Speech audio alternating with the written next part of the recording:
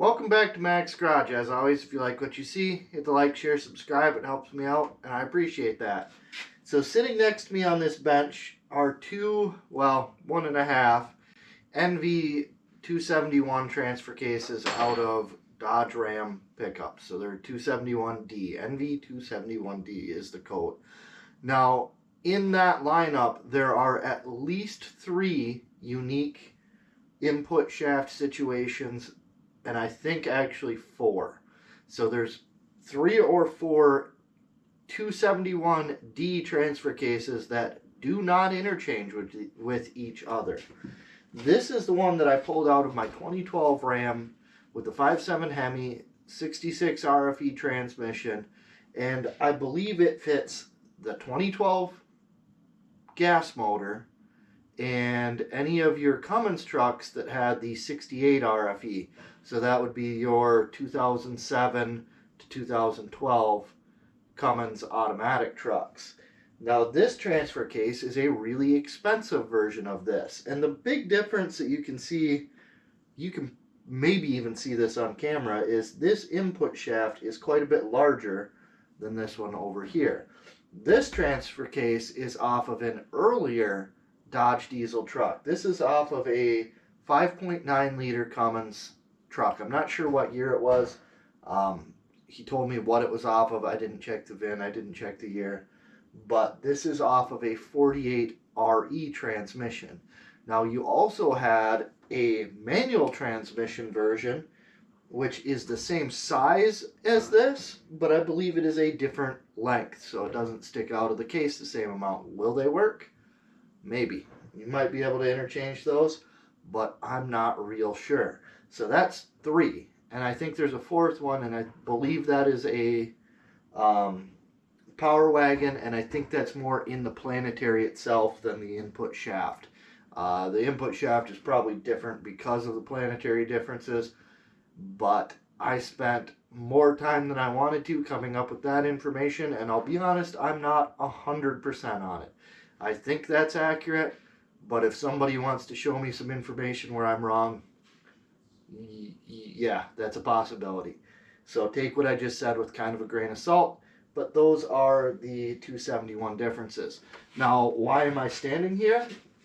Well, obviously this one's not going to work because it's not. And if you watch the other video on the truck, yeah, it did a little bit more damage when the drive shaft broke than just this.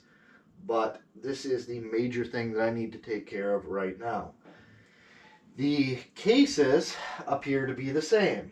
Most of your chains and your other shafts and everything else appear to be the same.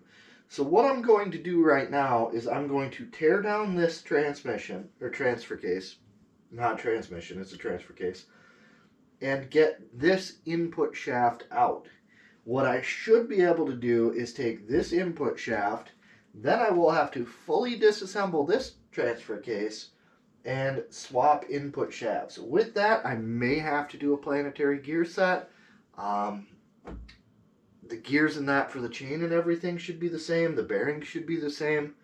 So to be honest, I don't 100% know what I'm going to get into here. I just know that I'm going to start by disassembling this one. If the input shaft looks good, then I'll start disassembling the other one. If I get this one apart and the input shaft is wrecked, there's no sense in taking that one apart today. So we're going to kind of play it by ear and go where it goes. With that said, I don't have, I'm not an expert on this transfer case. I mean, it's a transfer case. They're not super complicated. So I'm going to set this up on kind of a time lapse. You'll be at a different angle, but I'm going to start ripping this one apart and we'll go from there.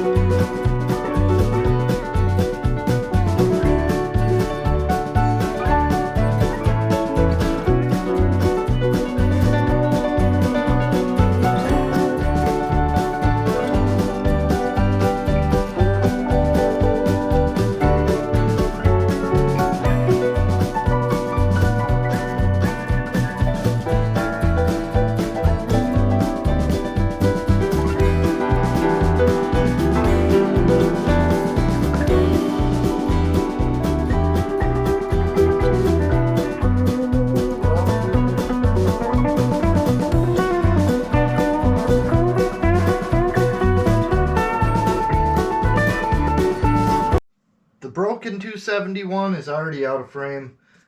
The input shaft, while not perfect, looks like it'll be fine.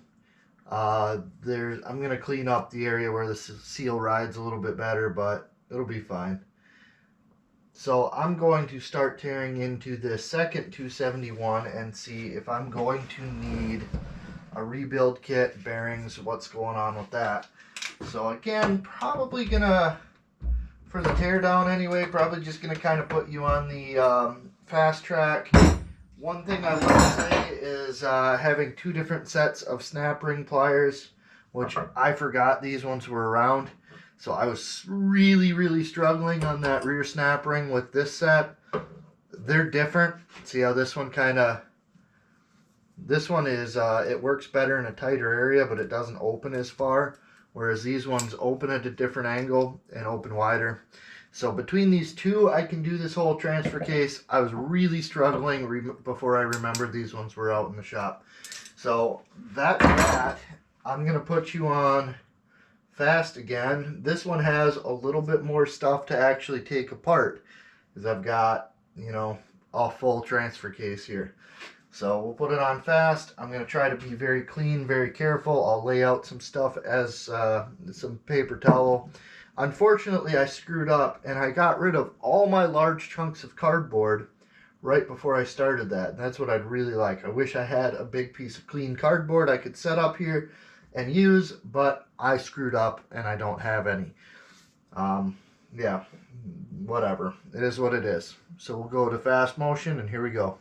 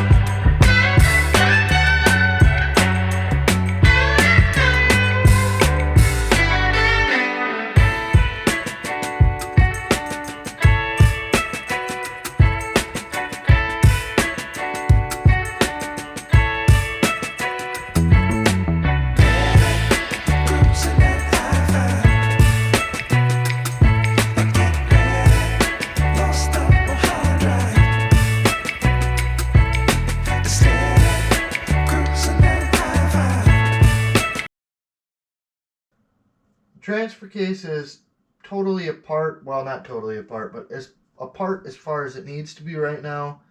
And I'm really pretty happy with the way the inside of it looks. The chain could maybe be replaced, but it'll be fine.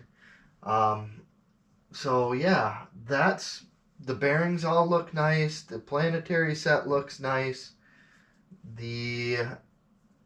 It's relatively clean inside. It looks pretty good.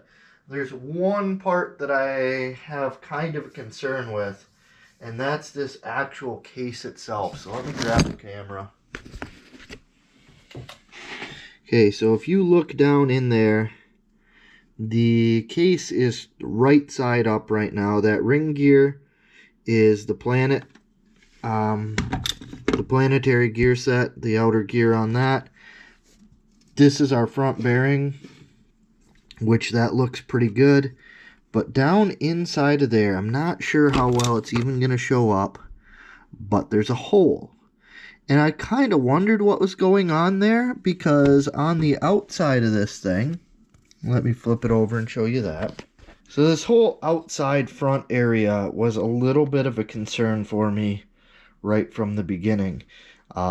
Like right here, it's a little bit beat up. It's obviously been chiseled off, so it was probably stuck. There was probably rust inside of these studs, or maybe it's just because somebody decided to silicone this around here, which should not be done. These actually are kind of designed to allow fluid to seep out. There's actually a little bit of a drain cut in the transmission, so that shouldn't be sealed, but it was. And it's a little bit beat up there, and it's a little bit beat up down in here, and you've got this fantastic looking stuff down there. Now it looks wet right now, but I did wash this transfer case before I started taking it out, or taking it apart, in an effort to hopefully not get as much junk down inside of it. So here's the issue. This case is all kinds of gooped up right there with what I assume is most likely JB Weld. I don't see, I mean, like, it's a little bit wet on the outside, but there doesn't seem to be any crazy abnormal leakage. So now I've got to decide if I want to use this or not. Yeah, so I'm going to think about this for a minute, and then maybe we put it back together, maybe we wait. Alright, I'm going to kind of talk you through my decision on this transfer case, and it involves money, so although I don't often talk cost on this channel, I'm going to in this case, because it's a fairly major deciding factor. So here's where I'm at. A junkyard transmission that bolts into that truck, I can kind of throw some different figures out here, but we're going to call it $1,200. I can get one of those for $1,200. A remanufactured unit for that truck, we'll call it $1,700. It's not exactly that, but I'm pretty sure I can get one of those for $1,700. Now there's some question on whether or not I get the core back. The core cost on this, which is when you turn in your old one, you get that. You pay it up front, and then when you turn in your old one, you get it back.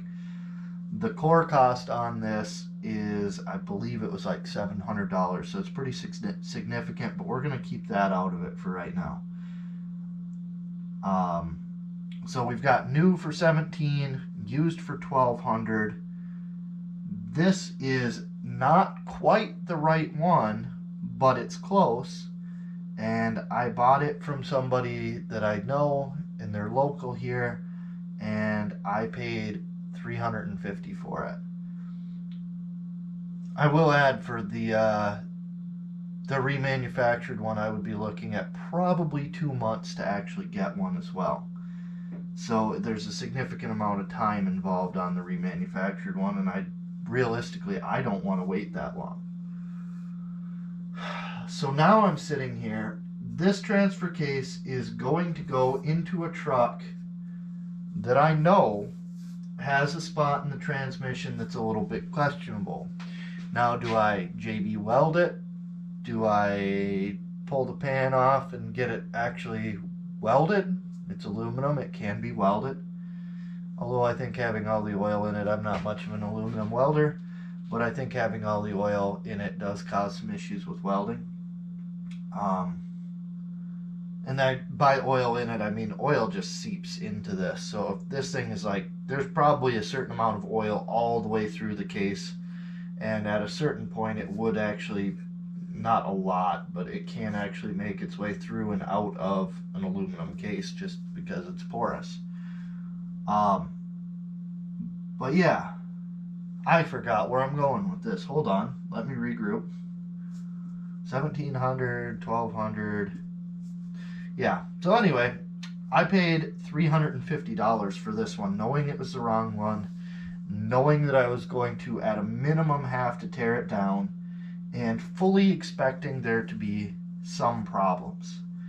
Now, a front case, I can buy just this front case. I'll still have to buy, actually I'm not sure if it comes with bearings or not, but I'll have to take the rest of this stuff out and transfer it in, and I will have a new front half and reuse the rest of this stuff. Now I'm really pretty happy with the way the rest of this looks except for the case, but that new front case is going to be about $450. So you can kind of shop around and find them at slightly different costs, but we're going to call it $450.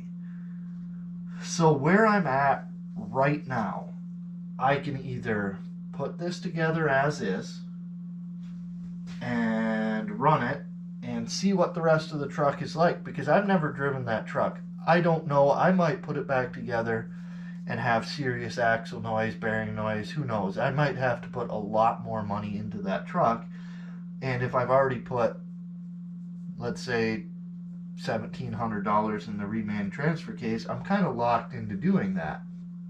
Or I can slam this together. It does not appear to be leaking.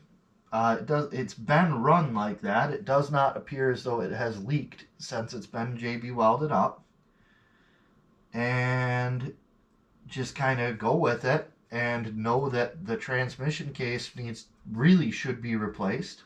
Know that the transfer case probably should be replaced, and kind of test out the rest of the truck, see what it's like, and if it's worth it, maybe do that down the road. Or maybe just tell the person that I'm selling it to that it's got these issues, this seems to be working fine, and sell it broken. Those are both options for this. So if you can't tell where I'm going is, I'm going to put this back together. So now I'm going to grab my input gears, which is the whole point of taking this thing apart, and show you what the difference is. So I've already got these taken apart, kind of. Okay, we got a thrust washer. Now you can look at these and visibly tell the difference. The one that I need is longer, but also it is a larger diameter. So this is a 29 spline, this is a 23 spline. I'm not sure what the diameter of the shafts are, but that is the difference. Now along with the spline differences, I guess that's it. The spline, the input spline, or the input size there is the difference. And yeah, so that's why I had to take this whole thing apart.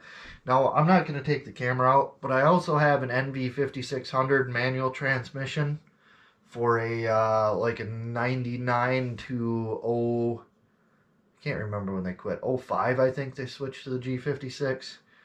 So I've got an NV271D transmission, and this is the same spline as that. It fits right on. So this is an automatic transmission spline, but it also fits the older manual transmissions. I don't know if the newer manual transmissions are bigger or what the deal is there, but I think there is a depth issue with that. Now, with all that said, the only time this actually spins inside this planetary gear set is when you are in low range. So there is a chance that by mixing gears, which is what I'm doing, I'm taking a different sun gear and putting it into the planetary that came out of this transfer case, because everything else in this transfer case looks so much nicer than the one that I took out that I'm going to risk it. It may make a little bit of noise in low range. It might not as well, because there are 6 planets on, or there are 6 pinions on here, and that might be fine. So I'm going to slide this in. I'm not actually going to lube it up yet because there's still oil in that in the old planetary. Put my thrust washer in place. Throw this unit back on there.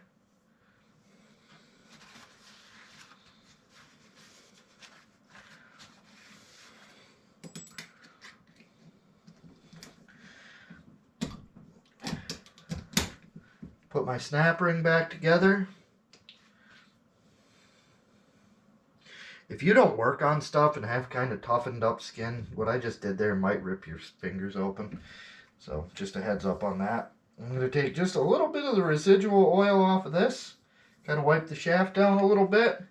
And this is actually going to drop down inside the case. Okay.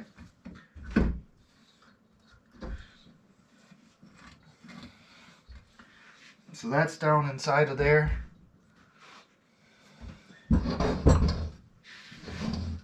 Now I'll take my snap ring. This one's going to not be super fun because this snap ring actually holds everything in.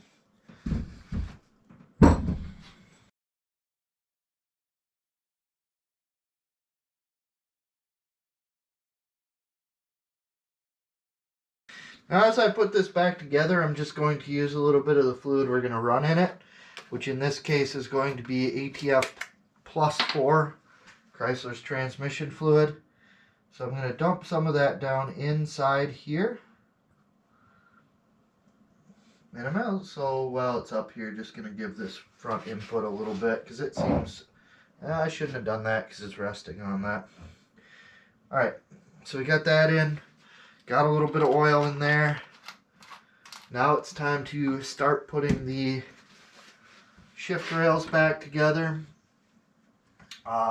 This first one sets down, kind of drops down in, and then I'm going to grab the shifter and put it back into, I think that's two-wheel drive right there, two-wheel drive high.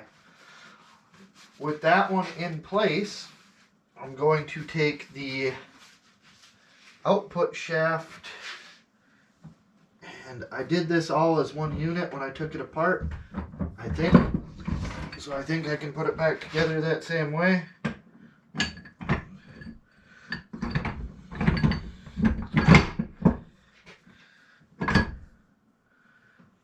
Okay, so that seems good there. Yeah, I guess I'll keep it like this. So now we'll take the chain, which probably is a little loose. I don't really think I should be able to take it off of here without, taking the second gear off. But those are things you just can't worry about when you're saying that's good enough. Or it'll be fine, I guess, is what I've been saying. So there's that. That's installed now. Take our snap ring for this. Put it back on.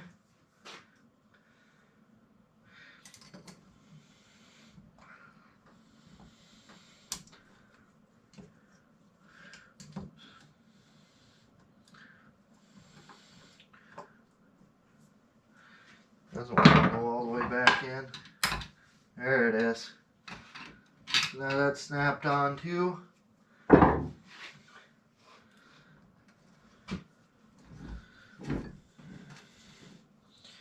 Okay, so here's where we stopped for today. And the reason for that is I don't have any sealant for putting the case halves back together. And it's Sunday night, so I'm done. We'll pick it back up tomorrow or whenever. Probably tomorrow. So I'll be putting this back together and it'll all be one video. But this is it for today for me. So I'm going to put some rags over this. Actually, you know what? It's going to be overnight. I'm going to leave it open. It'll be fine. Off screen, I've already gone through and kind of cleaned everything. Now I'm getting ready to actually assemble the case halves. I did not find a good spec, or I don't have access to the information right now that tells me what this actually takes, but I'm going to use some automatic transmission specialized formula silicone gasket maker. And the way I'm going to do that is I'm actually going to double cut this pretty small because I don't want to put very much on here.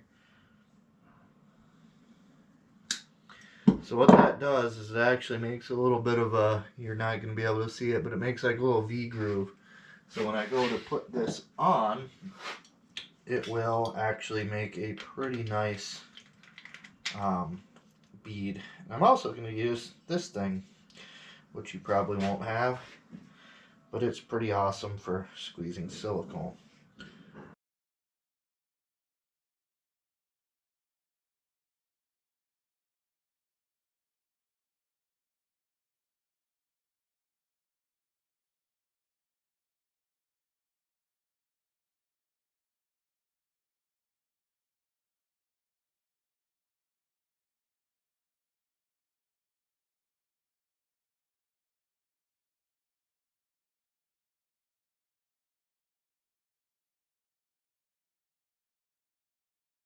Alright, so you probably can't see it real well, and I'm not going to move the camera because it's kind of a pain to get it to sit where it is.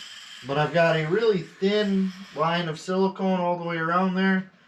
You want it to be thin because you don't want it to smush down in and basically protrude inside the case, especially on this one. You've got your pickup screen for your oil pump right there, and yeah, it's just not the greatest. Now, also off camera, I already oiled these bearings. So I cleaned everything.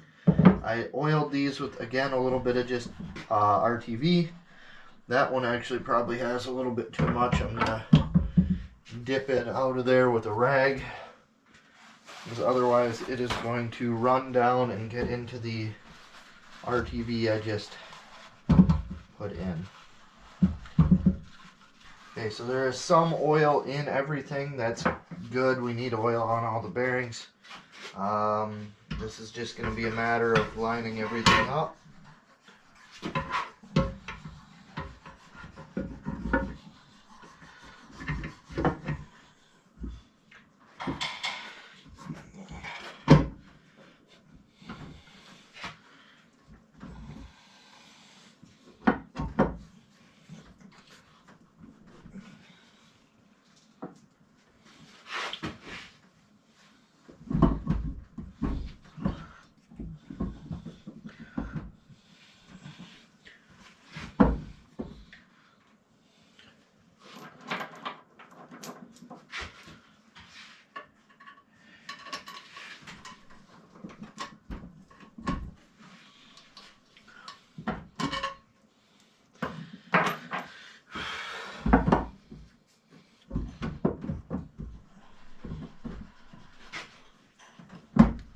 Okay, I got everything kind of together.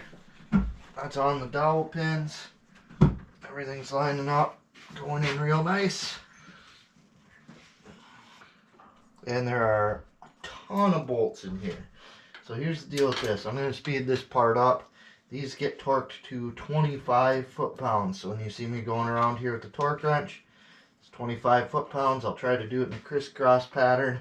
And then eventually I'll end up just doing them all in a row, because there is so many I'm going to lose track on a crisscross.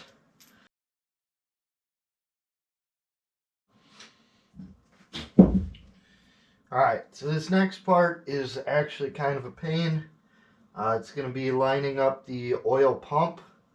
So the problem with that is going to get this into the hose here. So we'll see what I can do. That's more or less on. I'm going to use just a flathead screwdriver to drive it up the rest of the way and hopefully not puncture the rubber.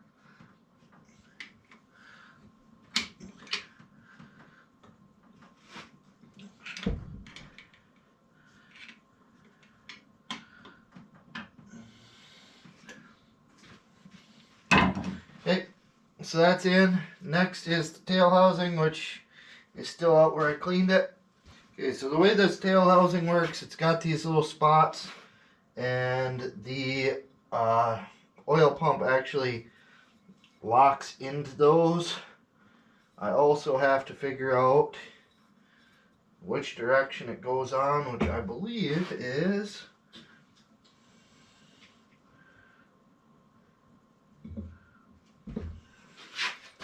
just like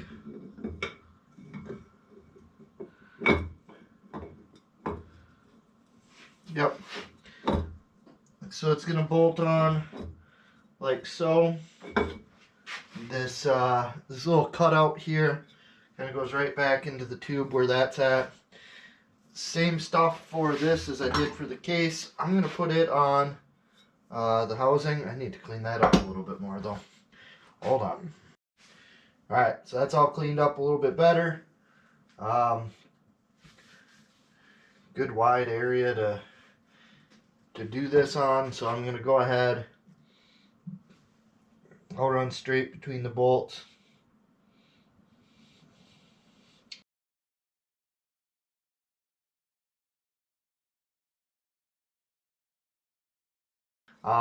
Before I did this, it would have been a really good time to change the bushing and the seal in here. but in this particular place, it'll be fine. And this is no time to start things doing right now. So we'll just roll with it.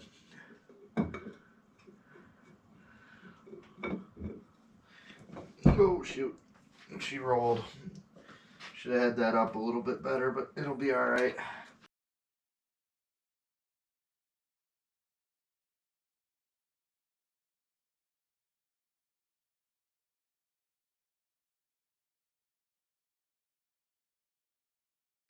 Alright, now what I saw, they called for 25 foot-pounds on this as well, but this is quite a bit bigger bolt, so I'm going to go up to 35. Do that at your own risk. Actually, we'll find out real soon if that breaks them off or not. We'll start, or strips them out, I guess. Probably not going to break them out.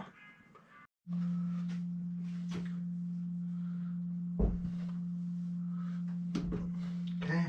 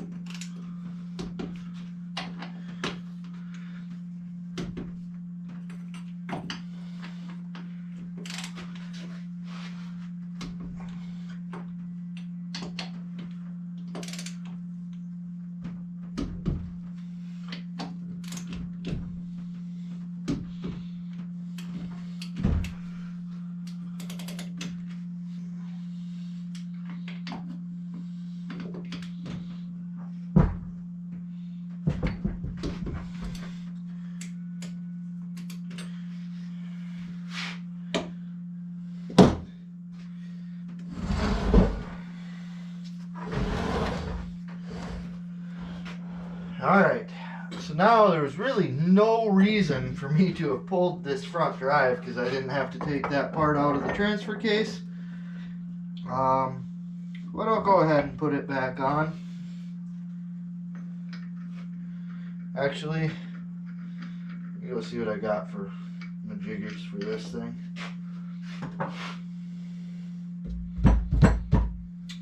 And I just realized I forgot to put this on, which is a snap ring that goes just inside that cover. So I'm not going to have you watch that part, but I'm going to pull that cover off, pull the oil pump back out, put that snap ring on, and put all that crap back together. Yay. Alright, now I have this, now it's time to put the front yoke on. I have this fancy pinion holder, but it's going to fit onto this yoke and work fine for that as well, I hope. Yeah. Alright. So I'm going to go ahead and I'm just going to bolt it down with the 2 bolts. And, oh, it's so close. Might not actually work. Oh, yeah. So that's on there. That's going to work. This plate was like 20 bucks off Amazon, I think. It's a pretty good deal. Definitely worth it if you're going to do any kind of driveline work. So I'm going to put that on there. Start my nut.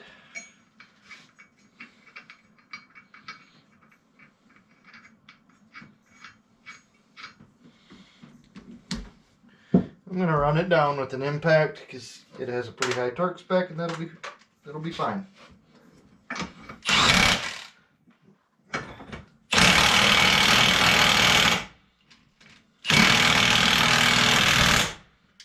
Okay.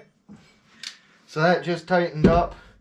Now the torque spec on this, according to the information I found, is anywhere from 130 to 200 foot-pounds. So I've got my big torque wrench here. I'm going to go 170 Well, we'll go 180, 90. So we'll go to 190. It's on the higher side, but it'll work.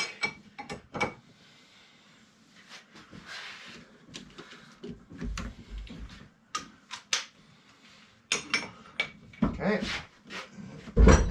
Nope, too far apart.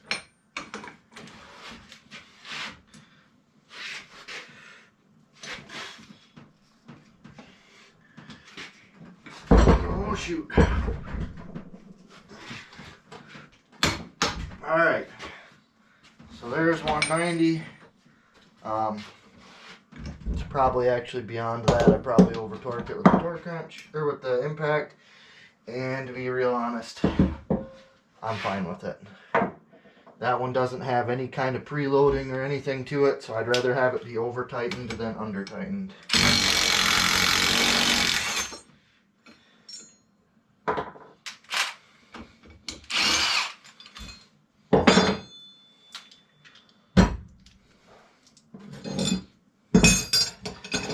And then the last thing I've got to do here is install this seal. I'm going to go see what I've got that I can make a seal installer for this. Alright, now it's time to put this seal in. I think I've got a setup that's going to work. Not really necessary, especially on one that has a rubber seal like this does, but I like to put a little RTV around these seals as well. Okay, so I just have a piece of pipe that fits on there. This is going to go down real nice there. Got our nice piece of pipe, block of wood, and a hammer.